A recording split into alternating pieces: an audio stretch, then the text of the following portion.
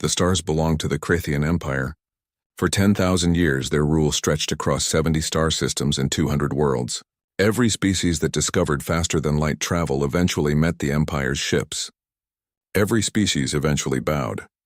Ambassador Commander Zelthrax stood on the bridge of his diplomatic vessel, watching the blue-green world called Earth grow larger on the viewing screen. This was routine work. Another primitive species had stumbled into space, and now they would learn their place in the galactic order. His scaled fingers tapped against the armrest of his command chair as he reviewed the data on these humans. They were young. So terribly young. Their first faster-than-light ship had been detected only 3 months ago, limping through space at speeds that made Zelthrax's pilot laugh. They had no energy shields, no plasma weapons, no graviton technology. They used controlled explosions to move their vessels through the void. It was almost sad. "Open a communication channel," Zelthrax ordered. His communication officer, a thin Crethian with green scales, nodded and activated the system. The screen flickered. A human woman appeared, her dark hair pulled back, her brown eyes steady. She wore a simple blue uniform with symbols that meant nothing to Zelthrax. Behind her, other humans worked at primitive computer stations.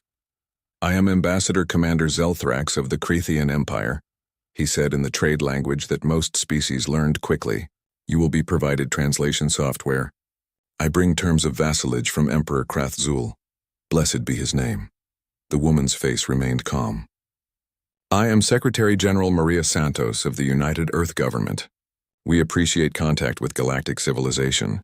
However, we must decline any terms of vassalage at this time." Zelthrax blinked slowly.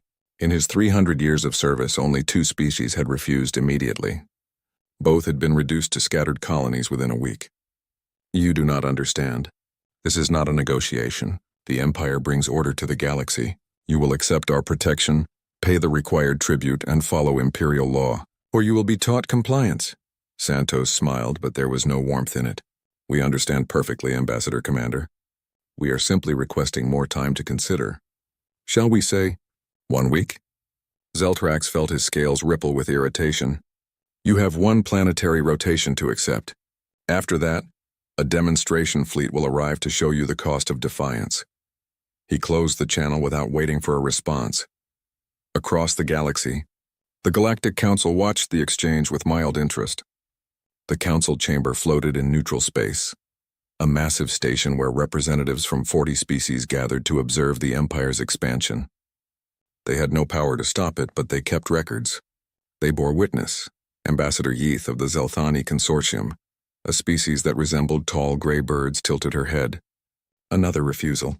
How unusual. The humans must not understand what they face. "They understand," rumbled Councillor Margesh, a massive being made of living stone. "I access their information networks. They know exactly what the Empire does to those who refuse. They are preparing." "Preparing." Yeath's feathers ruffled with amusement. "They have 47 armed vessels in orbit around their world. The Empire will send 200. What preparation matters against such odds?" Margesh said nothing. He had lived for 3,000 years and learned to recognize something in a species' eyes. Fear was common. Acceptance was common. But the look in Secretary General Santos's eyes was neither. It was the look of someone who had already decided to fight no matter the cost. On Earth, chaos and calm existed side by side. In the streets, some people panicked. Riots broke out in 3 major cities as conspiracy theories spread faster than truth. But in the military command centers buried deep beneath mountains and oceans, there was only focused preparation. Admiral James Chen stood in the Pacific Defense Coordination Center, watching a 3-dimensional display of Earth's orbital space.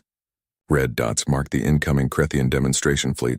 Blue dots marked Earth's defensive positions, and there were other markers colored in amber that represented something the Empire had not detected yet. "Status on the evacuation?" Chen asked. "Orbital stations are at minimum crew," his tactical officer reported. "All civilians are on shuttles heading to ground or moon bases. We have 16 hours before the Empire arrives. And our guests don't suspect?" "No, sir. The Crethian sensors are sophisticated, but they're looking for energy signatures. They're not scanning for mass or cold objects."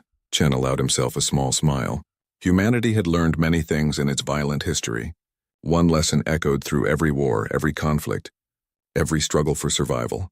Never show your enemy everything you have. Secretary General Santos entered the command center, her security detail following at a respectful distance. Admiral, Are we ready? as ready as we can be, ma'am. The Krethians think we're primitives playing with chemical rockets. They're about to learn that sometimes the old ways still work. Santos moved to stand beside him, looking at the display. How many will we lose? If our intelligence is right about their shields, we should win with minimal losses. But if we're wrong... Chen didn't finish the sentence. They both knew what happened if they were wrong. Then we lose everything, Santos said quietly. But at least we lose fighting. I will not condemn humanity to 10,000 years of slavery because we were too afraid to stand up. 43 light-years away, Grand Admiral Korthine of the Krethian Empire received his orders. He read them with growing satisfaction. A demonstration fleet. It had been years since he had led such a mission. Most species surrendered immediately after seeing the Empire's ships, but occasionally a primitive world needed a lesson. Prepare the fleet, he commanded. 50 dreadnoughts. We will reduce their orbital stations to debris, and then we will wait for their surrender. Standard doctrine. His tactical officer hesitated. Sir, the humans requested a week to consider. We are attacking in 1 day. Is this wise? Perhaps they are preparing defenses. Korthine's laugh echoed through the command bridge. Defenses? They have nothing we cannot sweep aside. Their ships use chemical propellants. They have no energy weapons. They are children playing at war. He leaned back in his command throne, his purple scales gleaming under the bridge lights. No, we strike immediately. We strike hard, and we remind the galaxy why the Empire has ruled for 10,000 years. The demonstration fleet departed within the hour. 50 massive warships, each one capable of glassing a city with a single volley. They moved through space in perfect formation, their energy shields glowing with barely contained power. Inside each ship, crews prepared weapons that had conquered 100 worlds. In the Galactic Council chamber, species representatives watched the fleet's departure with resignation. Another primitive world would fall. Another species would bend the knee.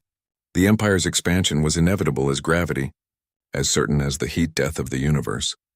But on Earth, in a command center deep beneath the Pacific Ocean, Admiral Chen gave a single order to the waiting fleet commanders positioned throughout the solar system. Weapons free. Show them what we've built. In the darkness beyond Earth's moon, massive objects that the Krethians had dismissed as asteroids and construction debris began to move. Power signatures that had been carefully hidden for months suddenly blazed to life. And humanity prepared to teach the galaxy a lesson of its own. The age of the Empire's easy expansion was about to end. The Krethian demonstration fleet emerged from faster-than-light travel with practiced precision. 50 dreadnoughts appeared near Earth's moon, their massive hulls gleaming in the light of the distant sun. Each ship stretched 2 kilometers from bow to stern, bristling with weapons that had turned planets into ash. Grand Admiral Korthine stood on the bridge of his flagship, the Eternal Victory, and studied the primitive blue world ahead. Scan for their defensive positions. Let us see what pitiful resistance they have prepared. The sensor officer worked his console, his scales shifting from calm blue to confused yellow. Admiral, I am detecting unusual readings near several orbital positions, large masses that were not in our initial survey data. Debris, most likely, Korthine said dismissively. These humans barely understand space travel. Their orbit is probably cluttered with their failed experiments. Focus on their armed vessels. Sir, I count 42 human ships, all small, all using primitive chemical rockets for maneuvering. No energy weapons detected, no shield generators. The officer paused, uncertain. They are moving into position around our fleet. Korthine laughed. Around us? They seek to surround us with their toy boats. He activated the fleet-wide communication. All ships maintain formation. Charge primary weapons. Target the orbital stations first. We will show these primitives the price of their arrogance. Across the Krethian fleet, massive energy cannons began to glow with building power. Shields strengthened to maximum. The humans' primitive ships were an annoyance, nothing more. The Empire's energy shields could withstand anything these newcomers could throw at them. In the Pacific Defense Coordination Center, Admiral Chen watched the tactical display with absolutely calm focus. They are in position. All Arsenal ships report ready status. Confirmed, his weapons officer reported. All 72 Arsenal ships are locked on target. Missile tubes are loaded. Railgun batteries are hot. Secretary General Santos stood beside Chen, her hands clasped behind her back. Send the message. Chen nodded and activated the communication system. His words would be broadcast across every frequency, recorded by every Galactic Council observer, and heard by every species in the galaxy. To the Krathian Empire, you have entered Earth's space with weapons armed and hostile intent. This is your only warning. Withdraw now or face the consequences. On the bridge of the Eternal Victory, Korthine heard the message and sneered. They dare threaten us? Foolish primitives. All ships fire on their orbital stations.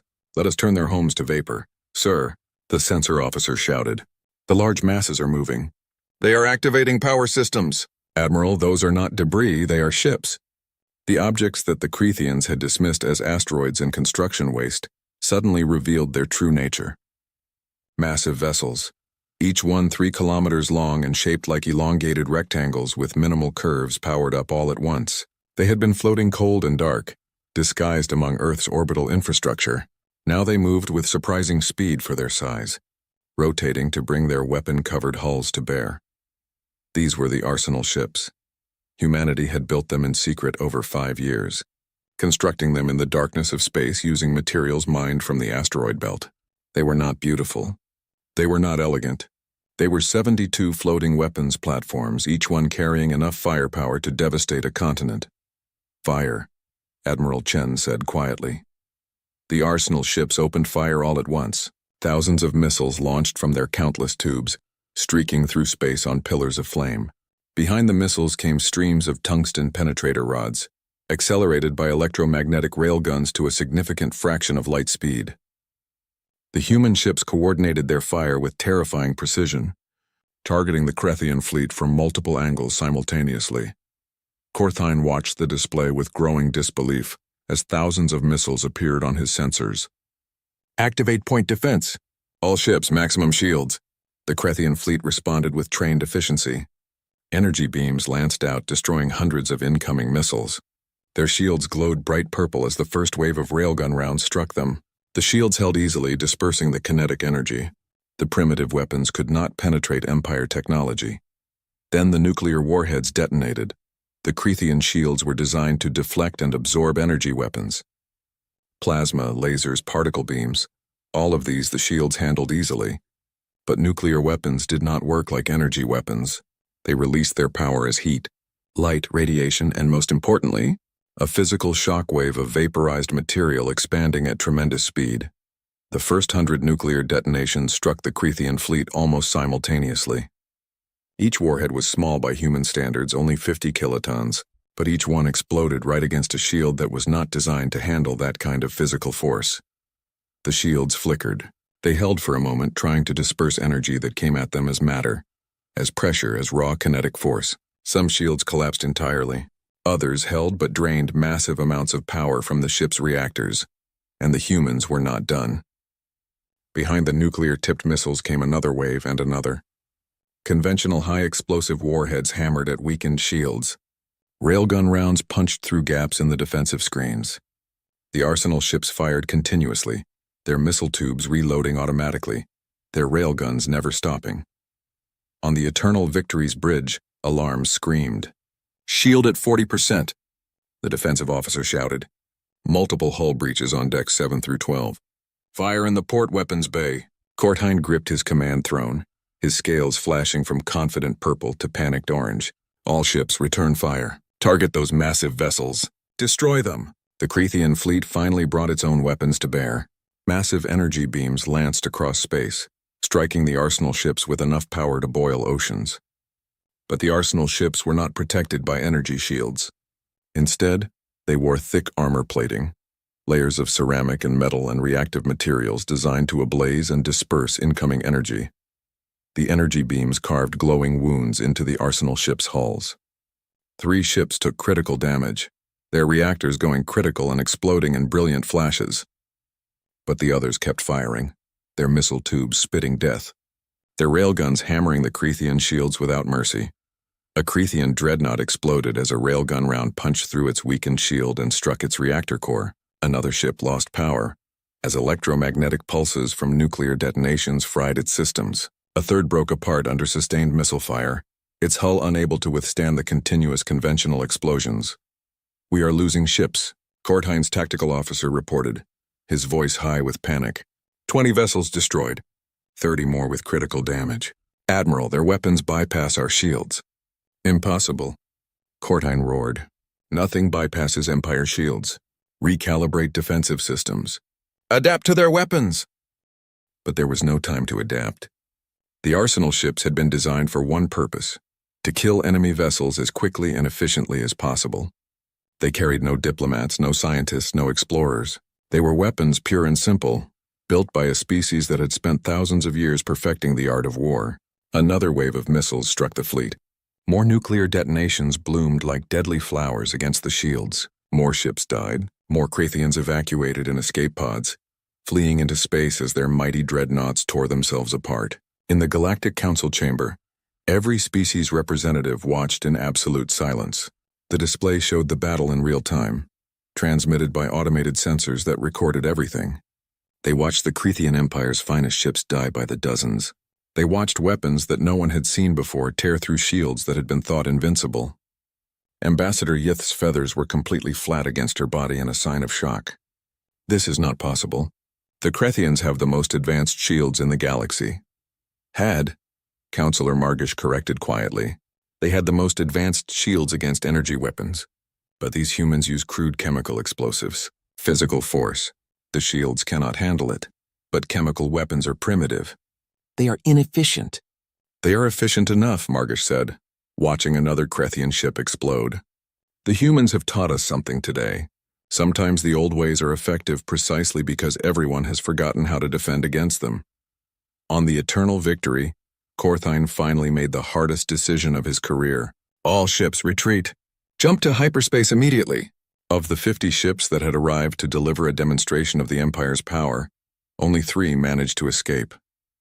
The rest were destroyed, crippled beyond repair or captured by human boarding parties who moved through the wreckage with practiced efficiency.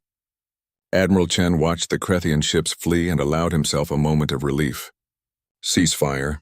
Damage report. 3 Arsenal ships destroyed, 7 with moderate damage. All can be repaired. Human casualties, 243 killed, 500 wounded. Enemy casualties. Estimated 20,000 killed, 5,000 captured. Santos closed her eyes briefly. Every human death was a tragedy, but they had faced an empire and won. Send medical teams to the captured ships. Treat their wounded as we would our own. And, Admiral, prepare the fleet. They will come back, and next time they will come with everything they have. Chen nodded grimly. Then we had better be ready, because now they know we can fight, and that means they will bring the war we have been preparing for. Across the galaxy, the news spread like wildfire.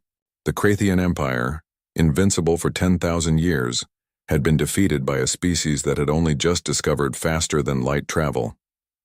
And the question on everyone's mind was the same. What other weapons did humanity possess? Emperor Krathzul sat upon the eternal throne in the heart of the Krathian homeworld, listening to Grand Admiral Korthein's report with growing fury. Around them, the Imperial War Council stood in tense silence. No one spoke. No one dared to interrupt. "Primitive chemical weapons," the Emperor finally said, his voice dangerously quiet. "You are telling me that 50 of our finest dreadnoughts were destroyed by explosives that predate our civilization by millennia?" Korthein bowed his head, his scales a dull gray of shame. "Yes, Divine Emperor. Their nuclear devices create physical force that our shields cannot properly dissipate. We were unprepared for such crude tactics." "Unprepared," Krathzul repeated. His clawed hand gripped the armrest of his throne so hard that the metal bent. "For 10,000 years the Empire has been invincible. Now a species that barely understands space travel has humiliated us. Do you understand what this means?" "Yes, Divine Emperor. No, I do not think you do." Krathzul stood, his massive form towering over the assembled council. "Across the galaxy our vassal species have watched this defeat. They whisper of rebellion.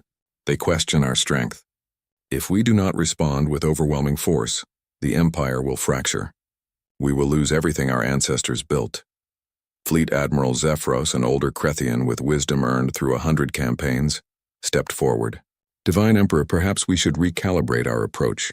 The humans clearly have some tactical creativity. We could open negotiations, study their weapons, adapt our shields. No. The Emperor's word cut through the chamber like a blade. We will not negotiate with primitives who defy us. We will not show weakness. Admiral Corthine, you will assemble the Judgment Fleet, 500 warships. You will recalibrate our shields to disperse physical force as well as energy, and you will reduce Earth's orbital defenses to atoms. Corthine bowed deeply. It will be done, Divine Emperor. But the humans have shown they are clever. Perhaps they have prepared additional defenses. Then you will bring enough firepower to overwhelm any defense. I want Earth's sky filled with our ships. I want the humans to look up and see nothing but the Empire's vengeance. Go. Do not return until humanity begs for mercy. The Judgment Fleet assembled over 3 weeks. 500 dreadnoughts gathered at the Empire's primary military station, the largest armada assembled in 200 years. Engineers worked around the clock to modify the shield systems, adding new algorithms to handle kinetic shockwaves and physical force. Scientists analyzed the captured human weapons, studying their crude but effective design. Grand Admiral Corthine stood on the bridge of his new flagship, the Vengeance Eternal, and watched his fleet prepare for departure. This time there would be no surprises. This time they were ready for anything the humans could produce. All ships report ready, Admiral, his tactical officer announced. Then we depart. Plot course for Earth, maximum speed. The fleet jumped to hyperspace, leaving the Crethian homeworld behind. Inside every ship, crews prepared for battle with grim determination. They had all seen the recordings of the first battle. They had all lost friends and comrades. Now it was time for revenge. In Earth's solar system, humanity had not been idle. Admiral Chen stood on the bridge of the command ship Unity, positioned near Mars' orbit, and studied the tactical display with careful attention. The arsenal ships were gone, repositioned throughout the solar system in a carefully planned defensive network. How long until they arrive?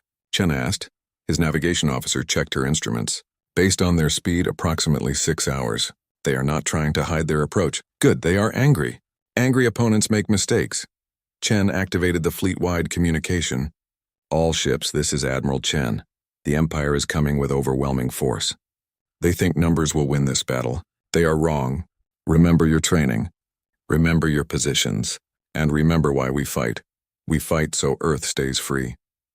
The Judgment Fleet emerged from hyperspace at the edge of Earth's solar system with a show of force meant to terrify. 500 massive warships appeared in perfect formation, their weapons already charging, their shields already active. They had learned from their defeat. This time they were ready. Corthine studied his tactical display and frowned. Where are their arsenal ships? Scan the entire system. Scanning, Admiral, the sensor officer replied. I am detecting scattered energy signatures throughout the system. Multiple contacts near Jupiter, Saturn, and in the asteroid belt. But Earth's orbit is empty. No major defensive positions detected. Empty. Corthine's scales shifted to suspicious orange. That makes no sense. They know we are coming. Where are their defenses? Fleet Admiral Zephyros, who had been assigned to the fleet as an advisor, studied the display with growing unease. Admiral, I recommend caution. The humans may have prepared a trap. A trap? With what? We have 500 ships. Even if all their arsenal ships are hidden, we have the numbers to overwhelm them. Corthine made his decision. Full speed ahead. We will push directly to Earth. Their scattered forces cannot stop us. The Judgment Fleet accelerated, moving deeper into the solar system. They passed Mars' orbit, then entered the asteroid belt that separated the inner planets from the outer gas giants. Their sensors swept constantly, searching for threats. They did not have to wait long. Jupiter's massive storms had hidden 30 arsenal ships perfectly. Saturn's rings filled with ice and rock had concealed 40 more. The asteroid belt itself was riddled with human defenses. Not just arsenal ships, but weapons platforms, missile batteries, and automated defense systems that activated as the Crethian fleet passed. Multiple contacts, the sensor officer shouted. All around us. Admiral, we are surrounded. Corthine felt ice run through his veins. The humans had not gathered their forces for a defensive battle. They had scattered them throughout the solar system, creating a three-dimensional battlefield where the Crethian fleet's numbers meant nothing. They could not bring all their ships to bear at once because threats came from every direction. All ships, defensive formation. Activate enhanced shields. The arsenal ships opened fire from dozens of different positions. Missiles streaked in from Jupiter. Railgun fire hammered the fleet from Saturn's direction. The asteroid belt erupted with automated weapons, firing continuously at passing Crethian ships. But the modified shields held better this time. The nuclear detonations still damaged them, but they did not collapse entirely. The Crethian fleet was holding. Then humanity revealed its new weapons. From positions near the outer system, 3 arsenal ships fired projectiles that were barely visible on sensors. They were small, only a few tons each, but they had been accelerated over long distances to 90% of light speed. When these relativistic kill vehicles struck Crethian shields, they hit with the force of multiple nuclear weapons. The Grand Armada was the largest military force ever assembled in galactic history. 5,000 warships gathered in orbit around the Crethian home world, their combined mass creating gravitational distortions that made navigation difficult for civilian vessels. Every major Crethian world had contributed ships. Every garrison had been stripped to minimum strength. The Empire was committing everything to this final campaign. Emperor Krathzul addressed his fleet commanders via holographic transmission, his image appearing on the bridge of every warship simultaneously. For 10,000 years, we have brought order to the galaxy. We have lifted primitive species from ignorance and given them purpose. And now one species dares to resist. One species dares to shed Crethian blood. This cannot stand.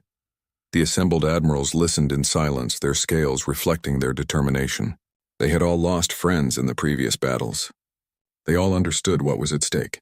If the Empire failed here, everything would crumble. The humans believe their crude weapons give them power, the Emperor continued. They believe they can stand against the might of the Empire. We will prove them wrong. We will show the galaxy that the Empire's rule is eternal. We will show them that defiance leads only to extinction. The Grand Armada departed 3 days later, 5,000 ships moving in formation, the largest military force ever assembled. Among them were the legendary world-breaker dreadnoughts, massive vessels designed to destroy planets. Each one could glass an entire world in a matter of hours with sustained bombardment. But on Earth, humanity had prepared for this moment. Admiral Chen stood in an expanded command center deep beneath the Himalayan mountains, studying a display that showed the entire solar system. Blue markers indicated human forces, red markers showed the approaching Crethian armada, and there were other markers now colored in green that represented something new. Secretary General Santos entered the command center with her security detail. She looked tired. The stress of leading humanity through its first interstellar war was visible in the lines around her eyes. Status report. The Grand Armada will arrive in approximately 72 hours, Chen replied. They are making no attempt at stealth. They want us to see them coming. They want us to be afraid. Are we afraid, Admiral? Chen considered the question carefully. We would be fools not to fear 5,000 warships. But fear and despair are different things. We are prepared. The question is whether our preparations are enough. Santos looked at the green markers on the display. The new ships. Are they ready? The Colossus-class warships are ready. All 15 of them.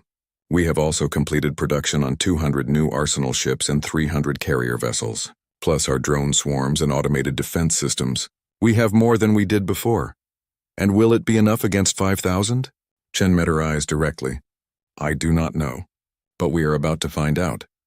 The Grand Armada's journey toward Earth took 2 weeks at maximum speed. During that time, humanity's industrial machine worked without stopping. Factories on Earth, Mars, the Moon, and hidden stations throughout the asteroid belt produced weapons at unprecedented rates. Automated mining ships stripped asteroids for raw materials. Fabrication plants operated 24 hours a day. Humanity had one advantage that the Crethian Empire did not fully understand. When facing extinction, humans could mobilize with terrifying efficiency. Every person on Earth understood what was coming. Every person knew that defeat meant the end of human independence forever. So they worked. They built. They prepared, but it was not enough to simply produce weapons. Admiral Chen coordinated with military commanders throughout the solar system to develop tactics. The Empire was bringing overwhelming force. Traditional defensive battles would fail, so humanity would not fight a traditional battle. We cannot meet them head-on, Chen explained to his senior officers during a strategy session. 5,000 ships against our forces? We would lose. But we do not have to fight fair. We fight to win. What do you propose? Asked Commander Jackson of the Mars Defense Fleet. Attrition. We bleed them at every light year. We hit their supply lines. We strike from range and retreat before they can respond. We make every kilometer of space they advance cost them ships and lives. We turn this into a long war because in a long war the defender has advantages.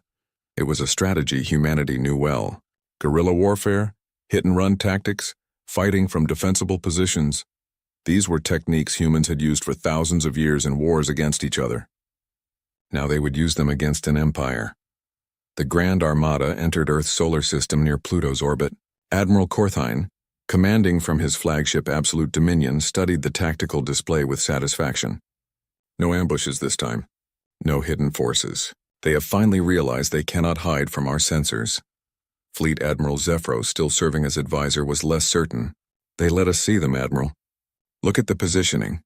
Their forces are scattered throughout the system again, but this time we can track them. They are either desperate or this is part of a plan.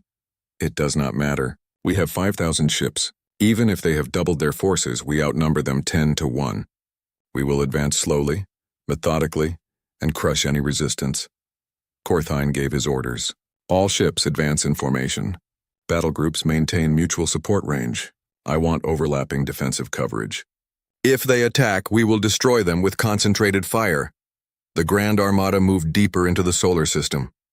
They passed Neptune's orbit without incident. Then Uranus.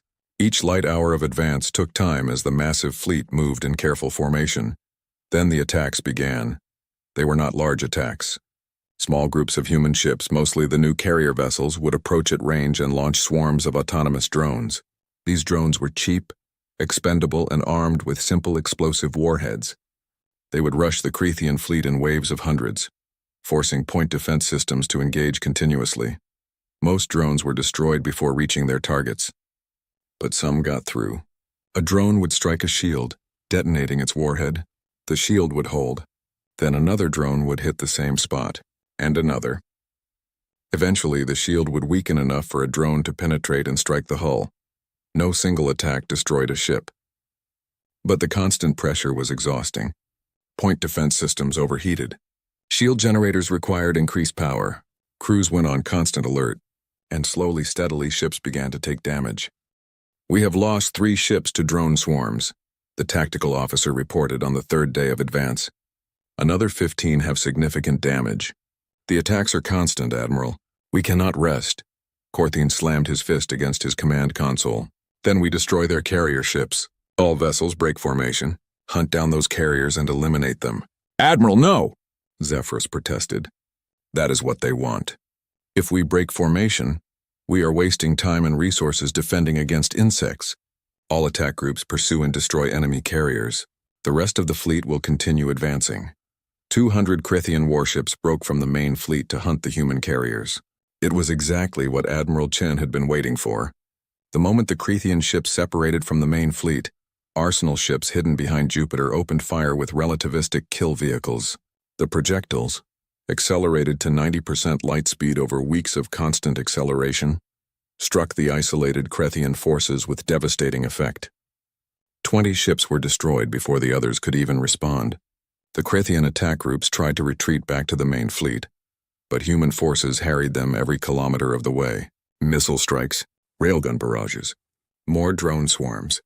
By the time the survivors rejoined the Grand Armada, they had lost 37 ships. Korthine stared at his tactical display in disbelief. They used our own aggression against us. They wanted us to break formation. Yes, Zephyros said quietly. These humans understand warfare at a level we do not. They have been fighting each other for their entire history. Every trick, every tactic, every strategy, they know them all. Then we adapt. We learn. We are the Crethean Empire. We do not lose, but the losses continued. Human forces struck the Grand Armada's supply ships, destroying fuel tankers and ammunition transports.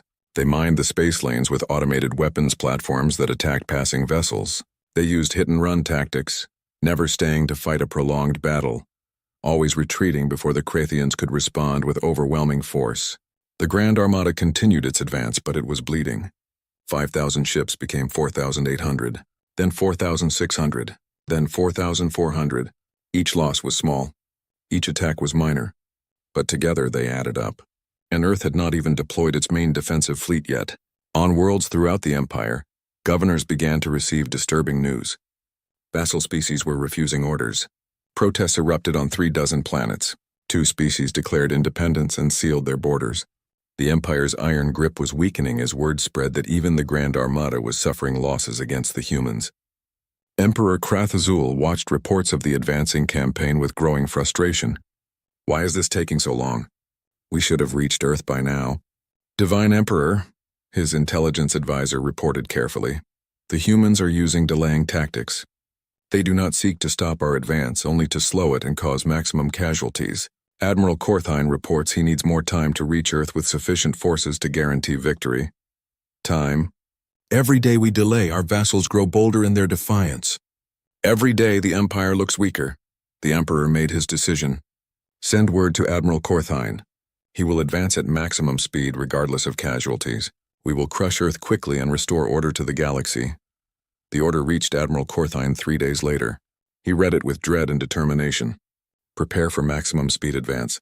We charge directly to Earth, no more caution, no more delays. We end this now. Fleet Admiral Zephyros closed his eyes briefly.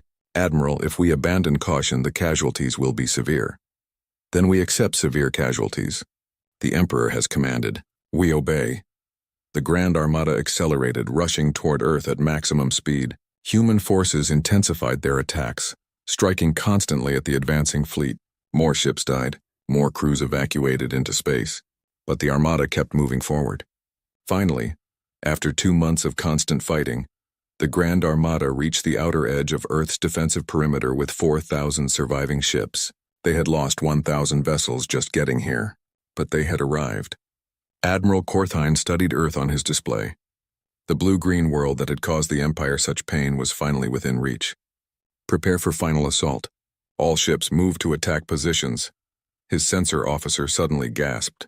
Admiral, multiple large contacts emerging from Earth's Kuiper belt. Unknown vessel class. They are massive, sir. Twice the size of our largest ships. Korthine felt his scales go cold. Show me. The display updated. 15 new contacts appeared, moving into position between Earth and the Grand Armada. They were enormous, larger than any vessel the Creathians had ever built. And their power signatures were unlike anything in the Empire's database. A transmission came through from one of the human vessels. A woman's face appeared on screen, her expression hard and determined. I am Captain Maria Reeves of the United Earth Defense Force. You have come a long way to die.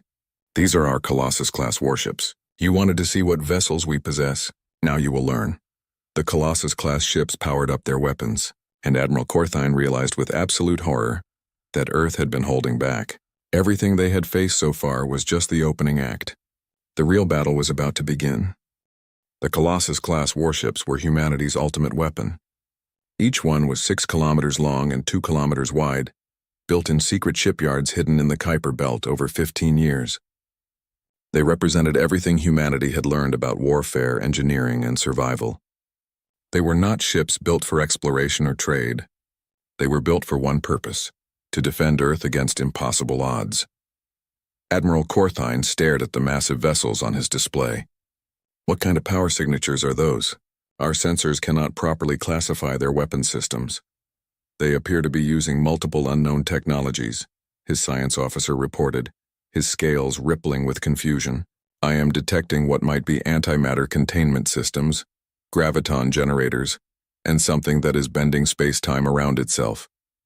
Admiral, these ships are beyond anything in our database. We still have 4,000 ships. They have 15. Numbers will win. But Korthine's voice lacked conviction. He had learned to fear what humanity could produce when pushed to the edge. Captain Maria Reeves stood on the bridge of the lead Colossus-class ship, the UNSC Indomitable. Around her, her crew worked at their stations with calm efficiency. They had trained for this moment for 5 years. They knew what was coming. They knew what they had to do. All ships, this is Indomitable. Reeves broadcast to the fleet. The Empire has come with 4,000 ships to burn our world. They think numbers will save them. They are wrong. We are the line that does not break. We are the wall that does not fall. Show them what humanity builds when we are afraid. Show them what we are capable of when survival is all that matters. The 15 Colossus ships moved into a defensive formation between Earth and the approaching Grand Armada. Behind them, 200 arsenal ships and 300 carrier vessels took supporting positions. It was humanity's entire remaining fleet, everything they had built, everything they had prepared, all of it concentrated here for the final battle. Targets locked, the weapons officer reported calmly. All weapons systems online. Antimatter torpedoes ready. Graviton disruptors charged. Singularity projectors at standby. Reeves took a deep breath. Fire everything. The Colossus-class ships unleashed hell itself. Antimatter torpedoes streaked across space, each one containing enough antimatter to annihilate a small moon. When they struck Krethian shields, they did not explode conventionally. Matter met antimatter and both ceased to exist in pure energy conversion. Shields designed to handle the most powerful energy weapons simply vaporized under the assault. Graviton disruptors fired beams of concentrated gravitational force that warped space itself. Krethian ships caught in the beams experienced sudden massive gravity shifts that tore their hulls apart from internal stress. Some ships were simply crushed, their structure unable to handle the forces being applied. But the most terrifying weapon was the singularity projector. The Indomitable fired its main weapon at the center of the Krethian formation. A small artificial black hole bloomed into existence, lasting only seconds but pulling in everything nearby. 50 Krethian dreadnoughts were dragged toward it, colliding with each other, their hulls crumpling like paper. When the singularity evaporated, nothing remained but expanding clouds of debris. The Grand Armada responded with everything it had. 4,000 ships opened fire simultaneously. Energy beams powerful enough to boil oceans struck the Colossus vessels. Plasma bolts that could melt mountains hammered their armor. Missiles by the thousands converged on the human ships. The Colossus ships were designed to take this punishment. Their armor was meters thick, layered with ablative materials and self-repairing systems. Their shields, though not as sophisticated as Krethian technology, were redundant and powerful. They shrugged off attacks that would have destroyed lesser vessels, but they were not invincible. The sheer volume of fire began to tell. One Colossus ship, the Terra's Vengeance, took concentrated fire from 300 Krethian vessels. Its shields failed. Its armor melted. Its reactor went critical and exploded in a brilliant flash visible from Earth. Vengeance is down, the communication officer reported. 14 ships remaining. Reeves gritted her teeth. Continue firing. All arsenal ships support fire. Carrier groups launch all drones. The battle became a chaos of energy and destruction. Arsenal ships added their missiles and railguns to the fight. Carrier vessels launched thousands of drones that swarmed the Krethian fleet. Human forces fought with desperate determination while the Empire's forces pressed forward with the weight of 4,000 ships. Emperor Krathsul himself had entered the battle, aboard his personal flagship, the Eternal Dominion, the most powerful warship in the Empire, bristling with experimental weapons and protected by triple-layered shields. He stood on the bridge watching the battle unfold with growing fury. This is impossible. How can primitives possess such weapons? His admiral, a seasoned veteran named Carthex, answered carefully. Divine Emperor, these humans are not primitives. They have clearly been developing military technology for far longer than we suspected. These ships represent decades of focused research. Then we will destroy them all. Every ship. Every weapon. Every last human. The Emperor pointed at the display. There. The flagship leading their formation. I want it destroyed. I want to kill their leader and break their spirit. The Eternal Dominion, accompanied by 200 elite dreadnoughts, charged directly at the Indomitable. It was a spearhead designed to punch through the human defensive line and reach Earth itself. Reeves watched the approaching Emperor's ship and made a decision. All power to forward weapons. Divert from shields if necessary. I want everything we have focused on that flagship. Captain, if we drop shields, we will take critical damage. Then we take critical damage. But we kill their Emperor first. The Indomitable and the Eternal Dominion met in the void with weapons blazing. The human ship fired its antimatter torpedoes at point-blank range. The Emperor's shields flared, then collapsed under the assault. Armor vaporized. Hull sections exploded. The Eternal Dominion, pride of the Empire, shuddered under impacts that would have destroyed lesser ships. But the Emperor's vessel returned fire with everything it had. Plasma beams carved through the Indomitable's armor. Particle cannons punched holes through its hull. The human ship was dying, but it was not dead yet. On the Indomitable's bridge, alarms screamed. Hull breaches on all decks. Reactor containment failing. We have maybe 5 minutes before core breach. Reeves activated the fleet-wide communication one last time. "This is Captain Reeves. To all human forces, the Emperor's ship is wounded. Concentrate all fire on the Eternal Dominion. Finish it. That is my final order." She switched to a direct transmission aimed at the Emperor's flagship. Her face, covered in blood from a head wound, appeared on screens throughout the Krithian vessel. "You wanted to know what vessels we possess, Emperor. We possess the vessels of a species that refuses to die. We possess the vessels of desperation.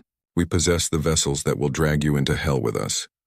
The Indomitable fired its singularity projector one final time, point blank at the Eternal Dominion.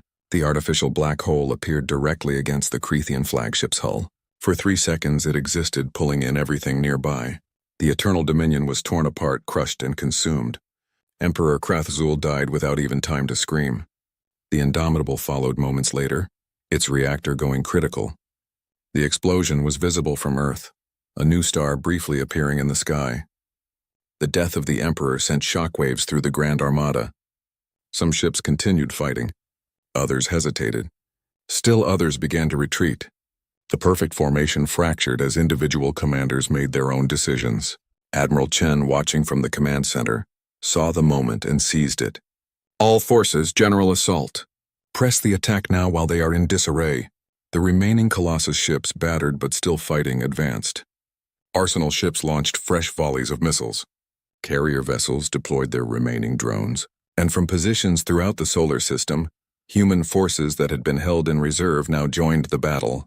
Admiral Korthine, aboard the Absolute Dominion, watched his fleet disintegrate around him. The Emperor was dead. A quarter of the Grand Armada was destroyed. The rest was scattered and demoralized. And the humans were still fighting with unbroken determination. He made the hardest decision of his life. "All ships, cease fire. All ships, prepare to receive communication." The communication went out on all frequencies, broadcast to both human and Krethian forces. "This is Grand Admiral Korthine of the Krethian Empire. The Emperor is dead. I am assuming command of Imperial forces. To the humans, we surrender. We request terms." On Earth, in the command center, there was stunned silence. Secretary General Santos looked at Admiral Chen. "They are surrendering?" "They have nothing left to fight with," Chen replied. "They lost their Emperor, a quarter of their fleet, and their will to continue. They know if this battle continues, both sides will be destroyed." Santos activated the communication system. "Admiral Korthine, this is Secretary General Santos of Earth. Your surrender is accepted. These are our terms. Immediate withdrawal of all Krethian forces from Earth's solar system. Dismantling of all Worldbreaker-class weapons. Independence for all species currently held as vassals. And the formation of a new galactic council where all species have equal representation." There was a long pause. Then Korthine's voice came through. "These terms are acceptable. But I do not have the authority to bind the Empire to such agreements." "Then get that authority," Santos replied. "Or we finish this battle and there will be no Empire left to bind." Across the galaxy, species watched the transmission in awe. The Krethian Empire, 10,000 years old, was surrendering to a species barely a century into space travel. The invincible empire had been broken. Over the following weeks, the Krethian Empire collapsed. Without the Emperor's iron will to hold it together, the massive realm fractured into dozens of independent states. Vassal species declared independence. Former enemies seized territory. The galactic order that had existed for millennia simply ceased to exist. A new galactic council was formed, headquartered on a neutral station in deep space. Representatives from 40 species, now all equals, gathered to write new laws and establish new norms. And humanity, despite its youth, was given a permanent seat due to its role in ending the Empire's tyranny. But there was a cost. Earth had lost millions in the war. Orbital infrastructure was devastated. 5 of the 15 Colossus ships were destroyed, including the Indomitable. 20,000 brave soldiers would never go home. Admiral Chen stood in a memorial park on Earth, looking at a wall covered with names of the fallen. Sarah Santos, now retired from government service, stood beside him. "Was it worth it?" she asked quietly. Chen considered the question for a long moment. "We survived. We remained free. Our children will grow up in a galaxy where humanity stands as equals, not slaves. Yes, it was worth it, but we should never forget what it cost." High above them, in orbit around Earth, The surviving Colossus-class warships floated in a defensive formation. They had been placed in permanent reserve, maintained but not deployed, a reminder to the galaxy of what humanity was capable of when pushed to the brink. The species of the galaxy had learned a harsh lesson. Humanity did not possess vessels of exploration or vessels of trade. They did not possess vessels of glory or honor. They possessed vessels of survival, vessels built by a species that had fought for everything it had, that had climbed from caves to the stars through blood and determination. They possessed vessels that said, "We will not go quietly into extinction.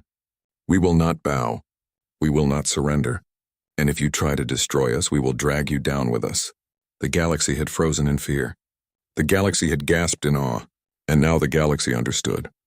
Humanity's greatest weapon was not their ships or their technology. It was their absolute refusal to accept defeat no matter the odds. The age of the Empire was over. The age of humanity had begun, and the galaxy would never be the same.